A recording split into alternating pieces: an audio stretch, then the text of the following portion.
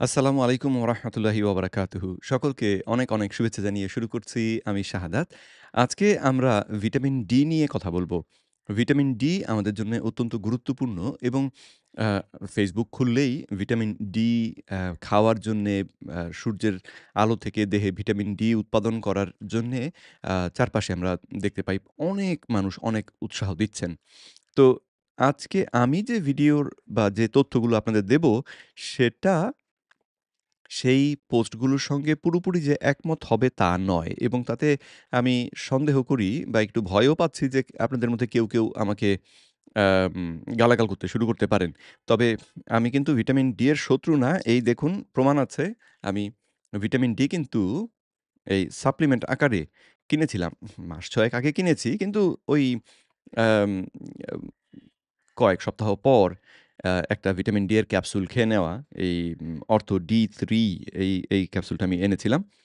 তো ৪০,০০০ IU international unit of vitamin D এর মধ্যে ছিল। সুতরাং দেখতে পাচ্ছেন যে আমি যে ভিটামিন ডি কে সাপ্লিমেন্ট আকারে খাই না, খেতাম না ব্যাপারটা সেরকম নয়। কিন্তু আজকে আম ডাক্তার পল মেসন এবং ডাক্তার অ্যান্থনি চাফি এই দুজনের যে আলোচনা শুনলাম ভিটামিন ডি সম্পর্কে, তাতে এখন অবশ্য মনে হচ্ছে যে এত দাম দিয়ে এই ঘোড়ার ডিম কেন খাইলাম? হুম, তো খানিকটা বোকামি হয়ে গিয়েছে সেখানে। তো যাই হোক, চলুন তাহলে মূল আলোচনায় প্রবেশ করি। আম যে ভিডিও থেকে আমি আজকের আলোচনার তথ্য আপনাদের সামনে তুলে ধরছি সেটি দেখতে পাচ্ছেন স্ক্রিনে। এই ভিডিওটির টাইটেল ছিল "vitamin D explained: how San exposure effects your health" a doctor Paul Mason. তো ডক্টর অ্যান্থনি চাফির সঙ্গে ডক্টর পল মেসন কথা বলছিলেন এবং সেখানেই ডক্টর পল মেসন ডানদিকে যিনি আছেন, তিনি আ ভিটামিন ডি সম্পর্কে তথ্যগুলো আমাদেরকে দিয়েছেন। তো আ উনাদের ভিডিওটাকে আমি প্লে করে দিয়ে তারপরে উনাদের এই আলোচনা থেকে যা শিখলাম সেটা আপনাদেরকে বাংলায় বলার চেষ্টা করি। আম আ আমি খানিকটা সংক্ষিপ্ত করার জন্যে উনার সবগুলো কথাকে এখানে অনুবাদ হিসেবে আপনাদের সামনে বলব না। একটা আম কি বলে যে একটা সারাংশ আপনাদের সামনে উপস্থাপন করব। যদি আপনাদের এই বিষয়ে একদম পুরোটা বিস্তারিত জানার ইচ্ছে থাকে তাহলে এই যে ভিডিওটি দেখতে পাচ্ছেন, এই ভিডিওটিকে যদি আ দেখেন তাহলে বিষয়টি আপনার জন্য বোঝা আরেকটু সহজ হবে হয়তোবা আরো বিস্তারিত বুঝতে পারবেন। তো চলুন তাহলে ভিডিওটাকে প্লে করে দিয়ে আমি আ এখানে কথা বলা শুরু করি। ওনারা যা বলছিলেন। তো ১ম প্রশ্ন যেটা হলো যে ভিটামিন ডি সম্পর্কে আসলে বাস্তবতাটা কি? এটা সাপ্লিমেন্ট খাওয়া কি আসলে দরকার কিনা? ভিটামিন ডি সূর্যের আলোতে গিয়ে ভিটামিন ডি তৈরি করা কতটা গুরুত্বপূর্ণ? তো ভিটামিন ডি গুরুত্বপূর্ণ, অত্যন্ত গুরুত্বপূর্ণ এ ব্যাপারে কোনো সন্দেহ নেই। তবে অনেকেই আ ভিটামিন ডি দেহে বেশি থাকা এবং তার সঙ্গে সুস্থতার যে সহসংঘটন অর্থাৎ দুটো ঘটনা একই সঙ্গে সংঘটিত হয়েছে এইরকম দেখার পরে লোকে খানিকটা মনে করে নেন যে এটার জন্য নিশ্চয়ই তাহলে ভিটামিন ডি দায়ী। অর্থাৎ ইংরেজিতে যেটাকে বলা হয় যে correlation ভার্সাস causation। correlation কে আমরা অনেকেই causation বলে দাবি করি। কিন্তু causation এর জন্যে correlation দিয়ে আসলে causation প্রমাণ করা যায় না। তো অ্যা তো এখন এই যেমন অনেকে মনে করেন যে করোনা ভাইরাসের ক্ষেত্রে ভিটামিন ডি যদি কেউ খায় তাহলে তার করোনা ভাইরাস ভালো হয়ে যাবে। তো ডাক্তার পল মেসন বললেন যে এই কথাটি কিন্তু আসলে সত্য নয়। করোনা ভাইরাস যদি কারো দেহে আ করে এর মধ্যে আবার এলো অ্যাডভার্টটা কাটার সময় আসুক, কাটলাম। তো অ্যাম করোনা ভাইরাসের ক্ষেত্রে ভিটামিন ডি সাপ্লিমেন্ট খেলেই আপনার করোনা ভাইরাস ভালো হয়ে যাবে, এইরকম দাবি অনেকেই করেন। কিন্তু ব্যাপারটা সেটা সত্য নয় বা সেরকম প্রমাণ পাওয়া যায়নি। তবে ভিটামিন ডি যদি না থাকে আমাদের দেহে তাহলে অ্যা ওই বোন ডিমিনারালাইজেশন হবে। অর্থাৎ হাড়ের ভেতর থেকে ক্যালসিয়াম বা এই যে ধাতব যে জিনিসগুলো থাকে সেগুলো বেরিয়ে এসে আমাদের হাড়গুলো দুর্বল হয়ে যায়। রিকেটস নামে যে অসুখটি সেটি হয় ইত্যাদি, ইত্যাদি। ভিটামিন ডি এর ঘাটতিজনিত যে অসুখগুলো আমরা বলি সেই অসুখগুলো হয়। কিন্তু এই অসুখগুলো থেকে বেঁচে থাকার জন্যে আসলে রক্তে বা আমাদের দেহে মোটামুটি একটা ভিটামিন ডি থাকলেই চলে। ভিটামিন ডি কে সাংঘাতিক যে বাড়িয়ে রাখতে হবে, আম বা সাংঘাতিক বাড়িয়ে রাখলে সেখান থেকে যে আমরা খুব বেশি সুবিধা পাই, ব্যাপারটা তা নয়। তো অনেকেই অ্যা এরকম দেখেছেন যে যারা দীর্ঘদিন বেঁচে থাকছে, তাদের দেহে ভিটামিন ডি বেশি আছে। তো বা দীর্ঘজীবী যে মানুষরা ছিলেন, তাদের উপরে পরীক্ষা-নিরীক্ষায় দেখা গেছে তাদের ভিটামিন ডি বেশি ছিল। তো সেখান থেকেই অনেকে অ্যাম বলে ফেলেন যে তাহলে নিশ্চয়ই ভিটামিন ডি বেশি থাকার কারণেই তারা বেশিদিন বেঁচে ছিলেন। তো এই দাবিটা বৈজ্ঞানিকভাবে আসলে করা যায় না। আ আমরা বলতে পারি যে হ্যাঁ, এই দুটো ঘটনা আমরা একসঙ্গে ঘটতে দেখেছি। কিন্তু একটা থেকে যে আরেকটা অ্যাম একটা যে আরেকটার কারণ, এই দাবি করার জন্যে আরো শক্তিশালী প্রমাণ দরকার। এখন ভিটামিন ডি টা হচ্ছে আসলে ফ্যাট সলিউবল ভিটামিন। অর্থাৎ আমাদের চর্বির মধ্যে ভিটামিন ডি আম দ্রবীভূত হয়। তো তার মানে যদি কেউ মোটা হয়, তার দেহে যদি বেশি চর্বি থাকে, তাহলে ভিটামিন ডি তার রক্তে থেকে তার চর্বির মধ্যে গিয়ে ঢুকে পড়বে বেশি। ভিটামিন চর্বি দেহের যে জমে থাকা চর্বি সেটা হচ্ছে ভিটামিন ডি এর জন্য একটা বলতে পারেন একটা বালতির মতন। সেখানে ভিটামিন ডি গুলো গিয়ে সব জমে যায়। তো যদি কেউ মোটা বেশি হয়, তার দেহে চর্বি বেশি থাকে তাহলে ভিটামিন ডি যেহেতু ওই চর্বির মধ্যে শুষে যায়, সুতরাং রক্তের মধ্যে তখন তাদের ভিটামিন ডি কম দেখা যায়।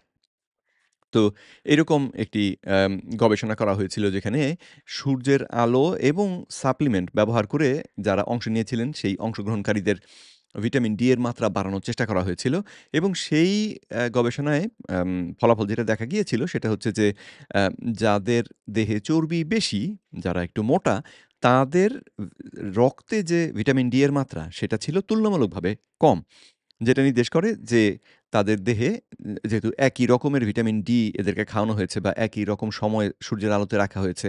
তো তাতে ধারণা করা হয় যে ভিটামিন ডি যেহেতু তাদের চর্বির মধ্যে বেশি শুষে গিয়েছে তাই রক্তের মধ্যে সেটা যথেষ্ট পরিমাণে পাওয়া যায়নি। তো তাহলে বুঝতে পারছেন যে ভিটামিন ডি রক্তে নেই বা রক্তের মধ্যে ভিটামিন ডি কম, তার মানে এই না যে আপনার দেহেই ভিটামিন ডি নেই। বরং হতে পারে যে আপনার ভিটামিন ডি কম তার কারণ হচ্ছে আপনার দেহে আম চর্বি বেশি রয়েছে। ঠিক আবার উল্টোভাবে যদি আপনার দেহে চর্বি বেশি না থাকে, আপনি যদি ওজন কমিয়ে ফেলতে পারেন, তাহলে এই ভিটামিন ডি আপনার চর্বির যে আম চর্বি থেকে বেরিয়ে এসে রক্তের মধ্যে তখন আসবে। ফলে রক্তের মধ্যে আপনার ভিটামিন ডি এর মাত্রাটা বেড়ে যাবে।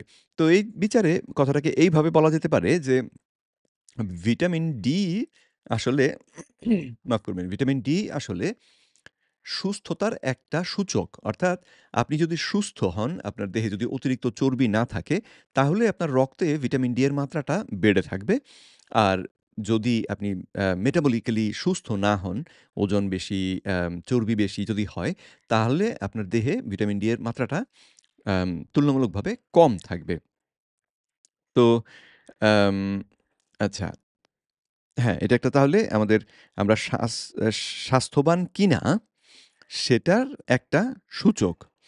তারপরে অ্যাম এটার উদাহরণ হিসেবে একটা উদাহরণ আমরা এখানে দেখতে পাই। সেটা হচ্ছে যেমন করোনা ভাইরাসে যারা আক্রান্ত হয়েছেন, তাদের মধ্যে যারা এরে বাবা! এই তো অ্যাডভার্টাইজমেন্ট একটার পর একটা বেশি, বেশি আসতে শুরু করল। একই ভিডিও বারবার দেখলে এরা বড় বিরক্ত করে। তো যেটা বলছিলাম যে একজন মোটা লোক যার করোনা ভাইরাস হলো, আরেকজন উম ওজন যার ঠিক আছে, স্বাস্থ্যবান ওজন যার, সেরকম লোক তাকে করোনা ভাইরাস ধরল। এই দুজনের মধ্যে দেখা যায় যার যে মোটা বেশি তার ক্ষেত্রে করোনা ভাইরাসের যে নেতিবাচক প্রভাব সেটা বেশি হয়। তো আম তো যেটা অন্য অর্থে অন্যভাবে যদি আমরা বিচার করি তাহলে দেখা যায় যে এক্ষেত্রে সমস্যাটা হচ্ছে যে এই মানুষটার দেহে চর্বিটা বেশি। তো চর্বি বেশি থাকার কারণে তার রক্তে ভিটামিন ডি কম।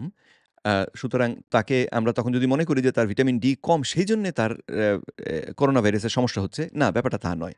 ব্যাপারটা বরং যে অন্য আরেকজনের ক্ষেত্রে যার দেহে চর্বি বেশি নেই, তার রক্তে ভিটামিন ডি এর মাত্রা বেড়ে আছে। কিন্তু যেহেতু তার দেহে চর্বি বেশি নেই তুলনামূলকভাবেই সে স্বাস্থ্যবান। সুতরাং তার ক্ষেত্রে করোনা ভাইরাস ওই অন্যজনের মতন সুবিধা করতে পারবে না। কিন্তু সেটা যে ভিটামিন ডি এর কারণ নেই, এই দাবিটা এখান থেকে করা যায় না আরকি। এখন প্রশ্ন হচ্ছে যে অ্যা ভিটামিন ডি পাবার জন্যে আমাদেরকে কি সূর্যের আলোতে যেতেই হবে? এই প্রশ্নের জবাবে ডাক্তার পল সালাদিনও বললেন যে, "এটা আসলে যৌক্তিকভাবে আমরা দেখতে পাই যে এটা হওয়া উচিত না, এটা হওয়ার কথা না।" কেন? কারণ আমাদের একেকজনের ত্বক একেক রকম। আমাদের যে এর গায়ের বর্ণ একেক রকম। তো যাদের ত্বক আম ফর্সা বেশি যারা, তাদের ত্বকে কিন্তু ভিটামিন ডি উৎপাদন বেশি হয়। আর যারা অত ফর্সা নয়, তাদের ভিটামিন ডি উৎপাদন কমে। যারা আফ্রিকার যে কালো বর্ণের যে ভাইয়েরা আছেন আমাদের, তারা কিন্তু আবার ভিটামিন ডি তৈরি করতে পারেন খুবই অল্প।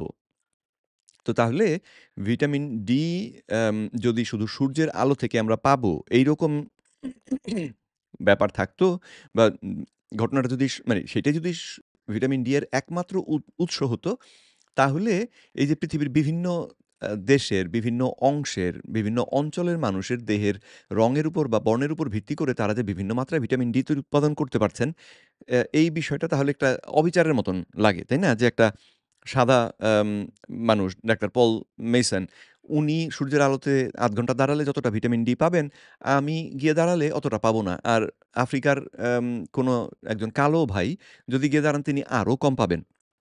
একই পরিমাণ সূর্যের আলোতে আমরা একই সঙ্গে হয়তো দাঁড়িয়ে আছি। তো তাহলে ব্যাপারটা আম এটা হওয়ার কথা না। তো কিন্তু কথা না এবং এটা কি আসলে নির্ভরযোগ্য কিনা বা অন্য কোনো উৎস থেকে আমরা পাই কিনা, এই ভিটামিন ডি পাই কিনা, এ বিষয়ে আরো নির্ভরযোগ্য তথ্য পাওয়া যায় প্রায় ১০০ বছর আগে করা একটা গবেষণা থেকে। এটা ইনুইটদের মধ্যে এই গবেষণাটি করা হয়েছিল। তো ইনুইটরা সাদা যে আমেরিকান বা ক্যানাডিয়ান তাদের তুলনায় ডার্ক স্কিন, তাদের ত্বক আরেকটু আ আ খানিকটা আ কালো রঙের। তো তা স তো সেদিক থেকে তাদের ত্বক ভিটামিন ডি কম তৈরি করতে পারে তুলনামূলকভাবে। ২য় ব্যাপার যেটা সেটা হচ্ছে যে তারা যে অংশে বসবাস করে ক্যানাডার, সেখানে সূর্য প্রায় দেখাই যায় না। সেটা উত্তর মেরুর এমন জায়গায় যেখানে সবসময় একটা আলো আঁধারি থাকে কিন্তু সূর্যের আলো সোজাসুজি সেখানে পৌঁছে না। তো তাহলে তত্ত্বীয়ভাবে তাদের হওয়ার কথা কম। এটাকে কি বলে? যে তাদের দেহে ভিটামিন ডি না থাকার কথা বা ঘাটতি থাকার কথা। কিন্তু রক্ত পরীক্ষা করে দেখা গেল যে তাদের রক্তে যথেষ্ট পরিমাণ ভিটামিন ডি রয়েছে এবং তার কারণ হিসেবে তখন যেটা বোঝা গেল সেটা হচ্ছে যে ভিটামিন ডি আমরা খাদ্যের মাধ্যমেও পাই এবং ইনুইটরা যেহেতু প্রচুর পরিমাণে স্যাচুরেটেড ফ্যাট সমৃদ্ধ খাবার খেত, তাদের দেহে এই ফ্যাটের মধ্যে জমে থাকা বা দ্রবীভূত যে চর্বি, উম যে ভিটামিন ডি, সেই ভিটামিন ডিটা তাদের দেহে আম আ তারা শোষণ করে নিয়ে তাদের ভিটামিন ডি এর চাহিদাকে নিয়ন্ত্রণ করতে সক্ষম হয়েছেন। তো তাহলে আমরা বুঝতে পারলাম যে খাদ্যের মাধ্যমেও আমাদের আম এই ভিটামিন ডি আমরা পেতে পারি। তো ভিটামিন ডিটা আসলে আমাদের ত্বকের মধ্যে কেন তৈরি হয়? তো এই প্রশ্নটার একটা মজার মানে এই প্রশ্নটার উত্তর উম পেলে কয়েকটা বিষয় বোঝা যাবে। তো ভিটামিন ডি যখন আমরা সূর্যের আলোতে যাই, তখন আমাদের ত্বকের উপরে তৈরি হয়। তা আবার যাদের ত্বক একটু আম যাদের যাদের আ বর্ণটা একটু কালোর দিকে দাঁড়ান একটু কাশি আসছে। হ্যাঁ, যা বলছিলাম যে যাদের বর্ণটা একটু কালোর দিকে তাদের দেখা যায় ভিটামিন ডি কম উৎপাদন হয় বা ত্বকের উপরে ভিটামিন ডি কম উৎপাদন হয়। আর যারা ফর্সা তাদের বেশি হয়। তো এই বিষয়টাকে পর্যবেক্ষণ করে ডাক্তার পল সালাদিনো এবং অন্যান্য বিজ্ঞানীরা যে ধারণা পোষণ করেছেন, যে তত্ত্ব দিয়েছেন সেটা হচ্ছে যে খুব সম্ভবত ভিটামিন ডিটা আসলে আমাদের জন্য একটা সানস্ক্রিনের মতন কাজ করে। সূর্যের আলোর ক্ষতিকর প্রভাব থেকে আমাদের দেহটাকে রক্ষা করার জন্যে ভিটামিন ডিটা ত্বকের উপরে তৈরি হয় এবং যাদের ত্বক ফর্সা বেশি, তাদের এটা বেশি দরকার হয়। আর যাদের ত্বক ফর্সা নয়, তাদের ক্ষেত্রে এই ভিটামিন ডিটা কম দরকার হয় এবং সেজন্য বডি সেইভাবেই ভিটামিন ডিটাকে তৈরি করে। তো ভিটামিন ডি যাদের ত্বকের মধ্যে তৈরি হয়, তাদের আবার দেখা যায় দেহে কোলেস্টেরলের মাত্রা কমে। যে অ্যানসেল কিজ এর নাম আপনারা অনেকেই আমার বিভিন্ন ভিডিওতে শুনে থাকবেন। অ্যানসেল কিজের 7 কান্ট্রি যে স্টাডিটা ছিল, সেই স্টাডিতে কিছু লোক ছিল যারা সূর্যের আলোতে প্রচুর সময় কাটাতো এবং পরীক্ষায় দেখা গিয়েছিল যে ওই মানুষগুলোর রক্তে কোলেস্টেরলের মাত্রা কম, তুলনামূলকভাবে কম এবং সেটা যৌক্তিক। তার কারণ হচ্ছে যে যেহেতু তারা রৌদ্রে বেশি যেত, রৌদ্রে তাদের ত্বক যেন পুড়ে না যায় সেটা নিশ্চিত করার জন্যে এই ভিটামিন ডি তৈরি হতো যেটা সানস্ক্রিন হিসেবে সূর্যের আলোর আম আ থেকে দেহটাকে রক্ষা করার জন্যে সানস্ক্রিন হিসেবে তাদের ত্বকের উপরে তৈরি হতো। সেটা তৈরি হতে যেহেতু প্রচুর এই কোলেস্টেরলের প্রয়োজন হয়, সুতরাং এই মানুষগুলোর ক্ষেত্রে কোলেস্টেরল আসলে বেশি ব্যবহার হয়ে যায়। ফলে তাদের রক্তে কোলেস্টেরলের মাত্রা তুলনামূলকভাবে কম থাকে। তো তাহলে এই বিষয়টা আপনাদের জানা আছে নিশ্চয়ই যে সূর্যের আলোতে আমরা যখন যাই তখন আমাদের কোলেস্টেরলকে ব্যবহার করে ভিটামিন ডি টা তৈরি হয়। তো এবং আরেকটা মজার ব্যাপার যেটা সেটা হচ্ছে ভিটামিন ডি টা কিন্তু আমাদের ত্বকের উপরে তৈরি হওয়ার পরে ত্বকের উপরে থাকে এবং সেটা দেহের মধ্যে শুষে যেতে সময় লাগে প্রায় ৫-৬ ঘন্টা। তো অনেকেই আমরা যেই ভুলটা করি, যারা সূর্যের আলো থেকে ভিটামিন ডি পেতে চাই, তারা সূর্যের আলোতে যাই, ভিটামিন ডি তৈরি হওয়ার সুযোগ দেই এবং তারপরে অ্যাম আমাদের দেশে যেহেতু গরমটা সাধারণত বেশি লাগে, ঘেমে নিয়ে এসে সঙ্গে গোসল করে ফেলি। কেউ আবার সাবান দিয়ে গোসল করি। তো কোলেস্টেরল যেহেতু চর্বি জাতীয় পদার্থ, সাবান দিয়ে গোসল করলে একেবারেই দেহ থেকে সেটা ধুয়ে পরিষ্কার হয়ে যায়। মানে উপরে যে ভিটামিন ডি টা তৈরি হয়েছিল সেটা তাহলে আপনার ত্বকের উপর থেকে ধুয়ে পড়ে যাবে। আপনার দেহ সেটাকে আর ব্যবহার করতে পারবে না। ওইদিকে সাধারণ পানি দিয়ে গোসল করলেও কিন্তু ব্যাপারটা খানিকটা সেরকমই হয়। সাবান দিলে একেবারেই থাকবে না। আর সাবান না দিলে দেখা যায় যে পানিতে যেমন চর্বি তো পানির উপরে ভাসে। সুতরাং দেহের উপর দিয়ে যখন পানিটা যায়, চর্বিটা তার উপরে ভেসে ওঠে এবং তারপরে পানির সঙ্গে ভেসে চলে যায়। তো যদি আমরা এই উপায়ে ভিটামিন ডি সংগ্রহ করতে চাই, তাহলে আমাদেরকে সূর্যের আলোতে যাবার পরে ৬ ঘন্টার মতন সময় গোসল করা চলবে না। ত্বকটাকে সেইভাবেই রাখতে হবে যাতে করে ভিটামিন ডি টা আমাদের ত্বকের মধ্যে দিয়ে দেহের মধ্যে প্রবেশ করতে পারে। তো যারা কেটোজেনিক ডায়েট করেন, তাদের ক্ষেত্রে দেখা যায় যে তারা সূর্যের আলোতে গেলে তাদের দেহ পোড়ে কম।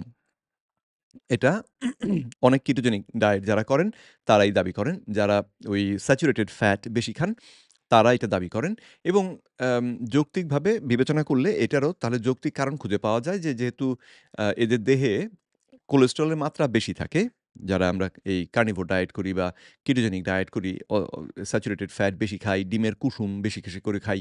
তাদের রক্তে কোলেস্টেরল বাড়ে এবং এই কোলেস্টেরলের অ্যা অ অধিক কোলেস্টেরল থাকার কারণে তাদের দেহে ভিটামিন ডি তৈরি হওয়ার সুযোগ বেশি।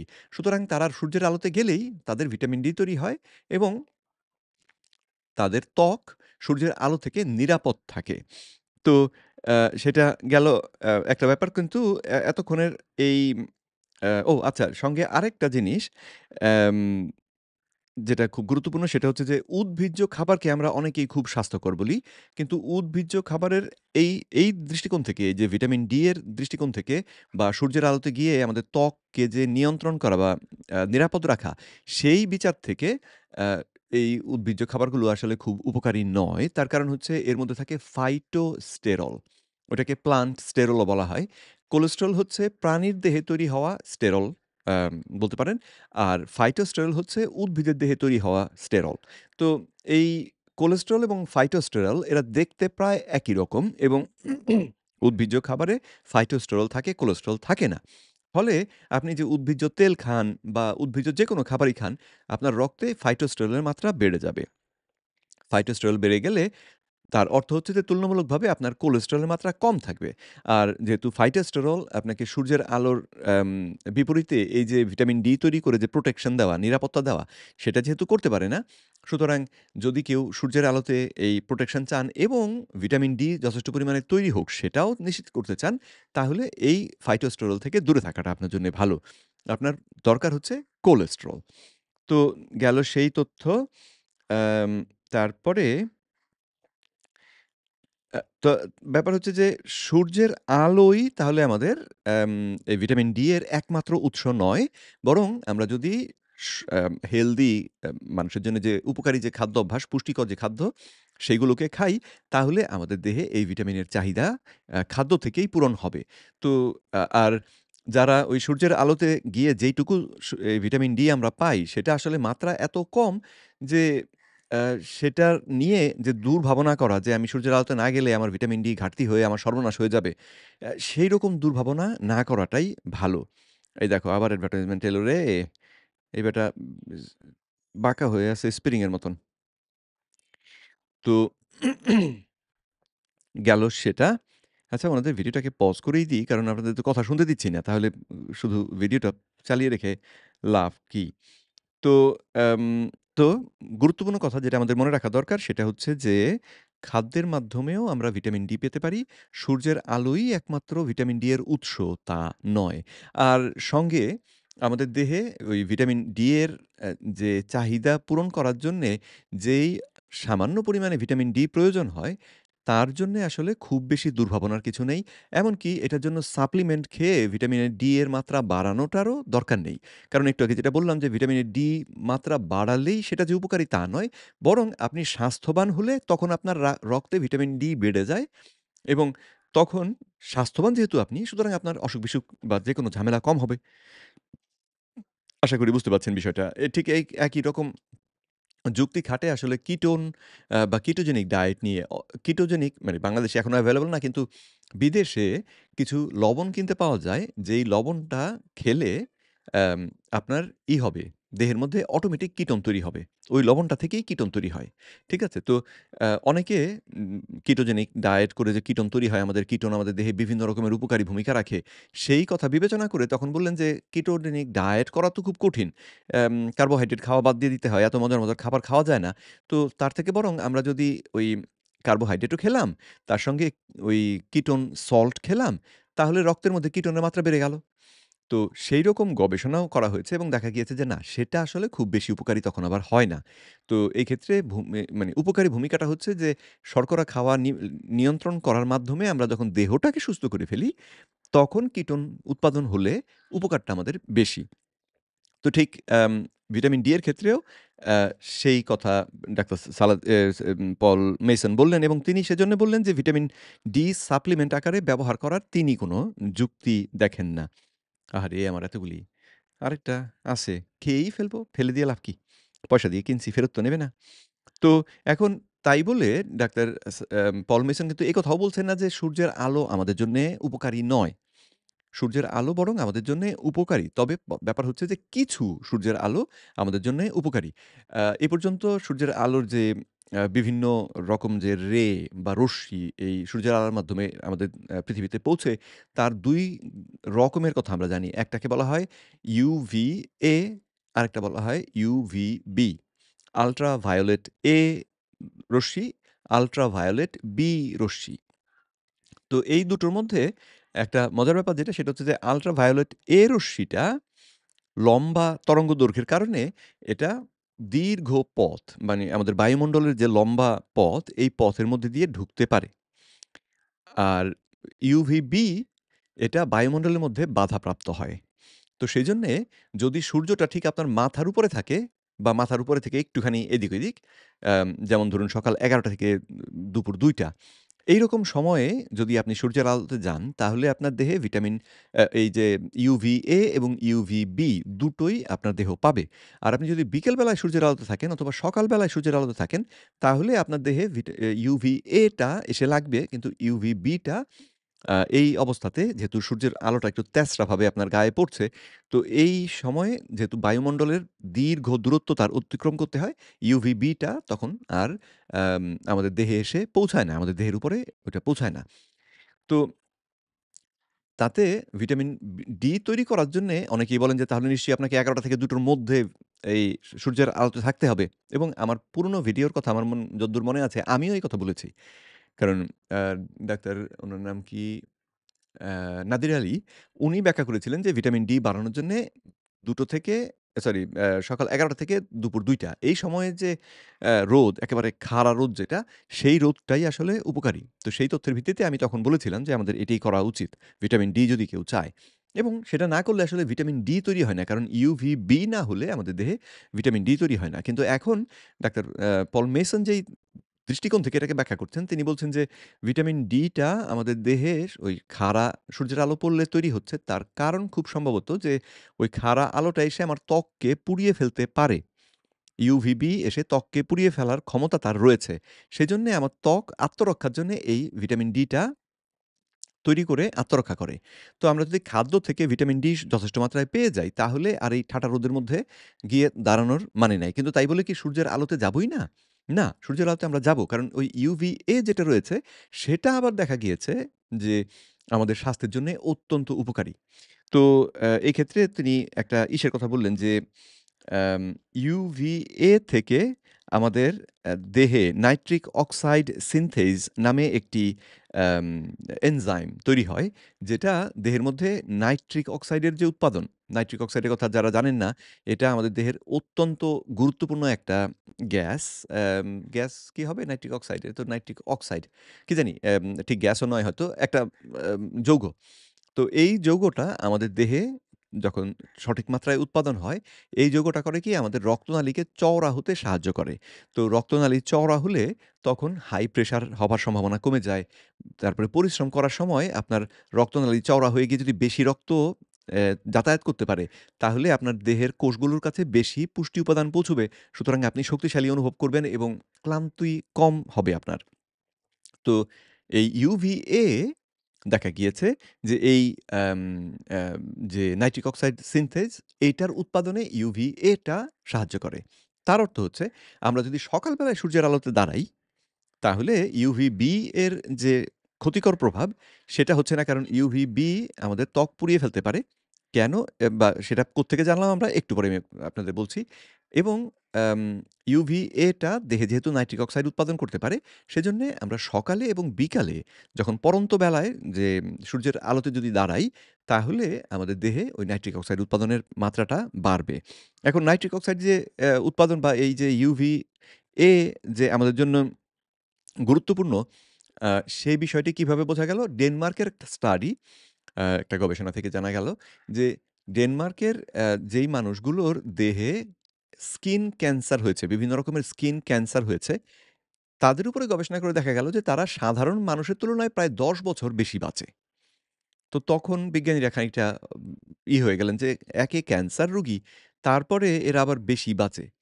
কিন্তু বিষয়টিকে নিয়ে দীর্ঘদিন ভাবার পরে তারা শেষ পর্যন্ত যে সিদ্ধান্ত দিয়েছেন সেটা হচ্ছে তারা বলছেন তাদের স্কিন যে ক্যান্সার হয়েছে সেটা নির্দেশ করে যে তারা সূর্যের আলোতে প্রচুর সময় কাটিয়েছেন। এবং তারা হয়তো ওই যে UVB আলোটা যখন আমাদের দেহের মধ্যে পড়ে সেই সময়েও সূর্যের আলোতে সময় কাটিয়েছেন। কিন্তু সঙ্গে সঙ্গে তারা এই সূর্যের আলোতে বেশি সময় থাকার কারণে তাদের দেহে যে UVA পড়েছে, সেটা পড়ে তাদের দেহে নাইট্রিক অক্সাইডের উৎপাদন বাড়িয়েছে এবং তাদেরকে সুস্বাস্থ্য দেবার ক্ষেত্রে সাহায্য করেছে। যাদের দেহে নাইট্রিক অক্সাইড ঠিক মতন উৎপাদন হয়, তাদের দেখা যায় ইনসুলিন রেজিস্ট্যান্স কম থাকে, তার মানে ডায়াবেটিস হবার ঝুঁকি কমে যায়, প্রেশার নরমাল থাকে, ইত্যাদি, ইত্যাদি আরো অনেকগুলো বেনিফিট তাদের দেহে দেখা যায়। তো এই গবেষণার উপর ভিত্তি করে তাহলে অ্যা বোঝা গেল যে সূর্যের আলোতে যাওয়াটা আমাদের জন্য উপকারী। কিন্তু ওই দুপুরবেলার যে ঠাটা রোদ যেটা, সেই রোদের মধ্যে না যাওয়াটাই খানিকটা ভালো।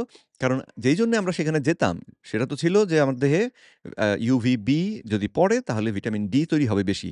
আমি যদি ভিটামিন ডি ওই চর্বি কিনে গরুর মাংস কিনলাম, তাতে চর্বি যেটা এলো, সেই চর্বি খাওয়ার কারণে যদি আমার ভিটামিন ডি পেয়ে যাই, তাহলে তো আর আলোতে দাঁড়িয়ে মানে এই রোদের মধ্যে দাঁড়িয়ে ভিটামিন ডি তৈরি করার প্রয়োজন নেই। আর তার উপরে ভিটামিন ডি তৈরি হলো, গা ঘেমে গেল, আমি বাড়িতে এসে সঙ্গে সঙ্গে সেটাকে গোসল করে ধুয়ে ফেলে দিলাম, তাহলে তো আবার লাভ হলো না। পরিশ্রমের পরিশ্রম হলো, গা রোদের মধ্যে থেকে কষ্ট করা হলো, কিন্তু ভিটামিন ডি টা পেলাম না। তাহলে লাভ কি? তো সেই তার অর্থ হচ্ছে যে তাহলে এই বিষয়টাকেই যে ভিটামিন ডি এর জন্যে সূর্যের আলোতে দুপুরবেলায় গিয়ে দাঁড়িয়ে থাকাটাকেই যে মূল আম একটা উপায় হিসেবে আমরা এতদিন ব্যবহার করছিলাম। যেটা একসময় আমিও করেছি এবং এখন বুঝতে পারছি যে সেটা আমার বোকামি হয়েছে। অ্যাম সেটা আসলে আমাদের করার প্রয়োজন নেই। সূর্যের আলোতে সকালে থাকুন, বিকালে থাকুন। সূর্যের আলোতে গেলে আমরা তো এমনিতেই উৎফুল্ল অনুভব করি। সেই ঘটনাগুলো ঘটবে। আ কিন্তু ওই ভর দুপুরে সূর্যের আলোতে গিয়ে ত্বক পুড়িয়ে তারপরে যে আম যদি কারো দেহে কোলেস্টেরল কম থাকে আর আপনি সূর্যের আলোতে গেলেন, যথেষ্ট পরিমাণ ভিটামিন ডি তৈরি হলো না। আপনি ত্বক সানস্ক্রিন পেল না এবং আপনার ক্যান্সার স্কিন ক্যান্সারের ঝামেলা শুরু হয়ে গেল। এরকম যদি হয় তাহলে তো সর্বনাশ, তাই না? তো তাই ওই ঝুঁকিটা না নেওয়াই ভালো। তো এখন অ্যাম ওই যে কখন সূর্যে যাওয়া তাহলে উপকারী হবে? এই প্রশ্নের জবাবে ডাক্তার পল মেসন উনি বললেন যে নিউজিল্যান্ডে ওরা এক চমৎকার একটা পদ্ধতি ব্যবহার করে। সেটা হচ্ছে ওরা বলে যে, "তোমার ছায়া যদি তোমার দেহ থেকে, তোমার উচ্চতা থেকে ছোট হতে শুরু করে, তাহলে বুঝতে পারবে যে তুমি অ্যা ওই একদম খাড়া রোদের মধ্যে আছো।" তো এটা তো সহজ কথাই। আমি যদি দাঁড়াই আর সূর্য যদি আলো পড়ে, আমার ছায়া যদি এতটুকু হয়, তার মানে সূর্যটা আমার মাথার উপরে আছে। ছায়া যদি এত লম্বা হয়, তার মানে হচ্ছে সূর্য আছে অ্যা হেলে আছে। তো সুতরাং ছায়া যদি কারো এই উচ্চতা থেকে বড় হয়ে যেতে শুরু করে, তাহলে সেটা নিরাপদ আলো, সেই আলোতে থাকা যাবে। আর যদি শর্ট হতে থাকে তাহলে সেটা করা যাবে না। তো সঙ্গে আবার অনেকে বলেন যে সময় ধরে করা। একটু আগে আমিও আপনাদেরকে বললাম যে আ সকাল ১১টা থেকে দুপুর ২ টার মধ্যে সূর্যের আলোতে গেলে আমাদের ভিটামিন ডি তৈরি হবে বলে দাবি করা হয়। কিন্তু সেটা আসলে সবসময় নির্ভরযোগ্য না। কারণ হচ্ছে শীতকালে সূর্য থাকে এক রকমভাবে বেঁকে, গ্রীষ্মকালে সূর্য থাকে আরেক রকমভাবে বেঁকে। তো সময়টাকেই যদি আমরা ধরি তাহলে ওই বছরের বিভিন্ন সময়ে দেখা যাবে কথাটা আসলে ঠিক মতন খাটছে না। আমাদের বাংলাদেশ খুব বেশি বড় দেশ নয়, কিন্তু যেই দেশগুলো অনেক বড় দেশ, সেখানে যেমন অস্ট্রেলিয়াতে এরকম বলা আছে যে সকাল ১১টা থেকে দুপুর ২ টার মধ্যে তুমি সূর্যের আলোতে গেলে ভিটামিন ডি পাবে। কিন্তু সঙ্গে প্রশ্ন হচ্ছে যে আ কোন জায়গা থেকে? একেবারে দক্ষিণে যখন আমি সূর্যের খুব কাছে তাদের জন্যে? নাকি যারা উত্তরে আছে, যারা সূর্য থেকে বেশ খানিকটা দূরে তাদের কাছে? এরকম আরকি। তো বুঝতে পারছেন আশা করি যে এটাকে ওই সময় দিয়ে বিচার করার থেকে যদি আমাদের ছায়ার দৈর্ঘ্য দিয়ে বিচার করি, তাহলে সেটা তুলনামূলকভাবে ভালো ফল আমাদেরকে দেবে। কিন্তু তারপরেও কিছু, কিছু জায়গা আছে যেখানে সূর্য সবসময়ই হেলে থাকে। আপনি নরওয়েতে গেলে সেখানে দেখবেন যে গ্রীষ্মকালেও যেখানে নরওয়ের যে গ্রীষ্মকাল, সেই গ্রীষ্মকালেও সূর্য আসলে বেশ খানিকটা হেলেই থাকে। ওইটা একেবারে যে আমাদের দেশে সূর্য যেমন মাথার উপরে থাকে গনগনে রোদ, ওইখানে সেরকমটা হয় না। তো তাদের ক্ষেত্রে তাহলে ওই ছায়া দিয়ে হিসেব করাটাও একটুখানি অ্যাম কঠিন হবে। তো যাই হোক কিন্তু যেহেতু ভিটামিন ডি এর জন্যে সূর্যের আলোই আমাদের একমাত্র উৎস নয়, বরং খাদ্য এবং সঠিক দেহটাকে সুস্থ রাখা, অর্থাৎ দেহে যেন চর্বি বেশি জমে না থাকে, সেই ব্যাপারটা নিশ্চিত করায় যদি আমরা করতে পারি, তাহলে আমাদের আর সূর্যের আলোর থেকে ভিটামিন ডি নেওয়ার প্রয়োজন নেই। যদিও সকালে এবং সন্ধ্যায় যদি আমরা সূর্যের আলোতে দাঁড়াই তাহলে ইউভিএ পাবো, যেটা নাইট্রিক অক্সাইড উৎপাদনের মাধ্যমে আমাদেরকে অন্য বেনিফিট গুলো দেবে। তো, তো এই ছিল আজকের আলোচনা। তো আশা করি আপনারা যারা কথা শুনছিলেন তারা সকলে খানিকটা বিভ্রান্ত হয়েছেন এবং কেউ হয়তো আবার কমেন্ট করবেন, "ভাই আপনারা একজনে এক কথা কন। আপনাকে কোন রাজ্যের কথা শুনুম সেইটা শুইন্না যে কার কথা মানমু এই তো চিন্তা কইরা আমাকে মাথা খারাপ হয়ে যাইতেছে গিয়া।" অ্যা ব্যাপারটা আসলে খানিকটা সেরকমই। বিজ্ঞানের ব্যাপারটাই এরকম। কিছু করার নাই। কারণ হচ্ছে বিজ্ঞান গবেষণার মাধ্যমে ধীরে, ধীরে এগুচ্ছে।